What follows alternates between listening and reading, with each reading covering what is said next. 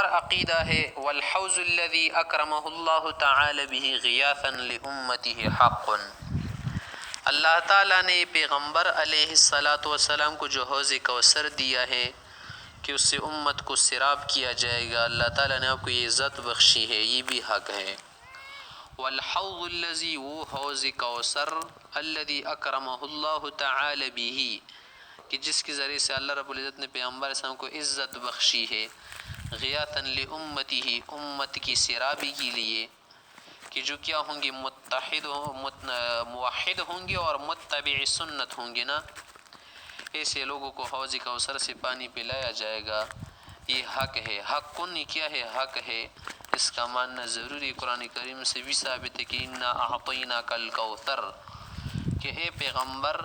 ہم نے آپ کو حوض کوثر سے نوازا ہے۔ فصل لربک وانحر، اور اس طرح سے احادیث شریفہ سے ثابت ہے، آپ علیہ السلام سے مختلف احادیث میں آیا ہے کہ میرا حوض کوثر ہے، اس کے اندر جو گلاسیں ہوگی اور اسی طرح سے پیالے وغیرہ آب خورے، وہ آسمان کے ستاروں کی طرح حسین چمکدار ہوں گے، اور اس کا جو پانی ہوگا نا شہد سے میٹھا اور دودھ سے زیادہ سفید ہوگا، اور اس سے جو خوشبو آئے گی نا وہ مشک و عنبر سے بھی زیادہ پاکیزہ اور تیز ہوگی۔ جو امتی کیا کرے گا، میری سنت کو زندہ کرے گا، متبع سنت ہوگا، وہ اس سے پیے گا، اور جو کیا نہیں ہوگا، متبع سنت نہیں ہوگا، بدعتی وغیرہ ہوگا،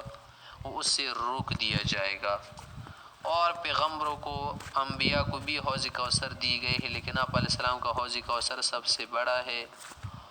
اور سب سے کیا ہے، اس کے جو کیا ہے آب خورے وغیرہ اور اسی طرح سے اس کی خوشبو اور پانی کا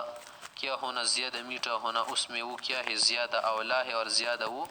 بڑا ہے، وسیع و عریض ہے۔